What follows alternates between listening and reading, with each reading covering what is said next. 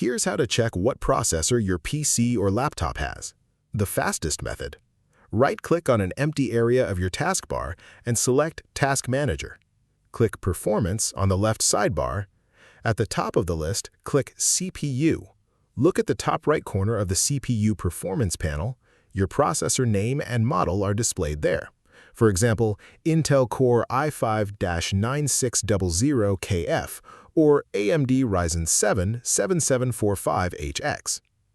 You can also see additional details like the number of cores and logical processors, base speed and current speed, and how much cache your CPU has, all in the same view.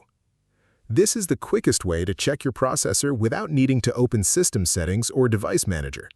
It also shows you real-time CPU usage and clock speed at the same time, which is useful if you want to know whether your processor is being fully utilized. If this helped you out, hit that subscribe button for more straight-to-the-point tutorials on Step by Click.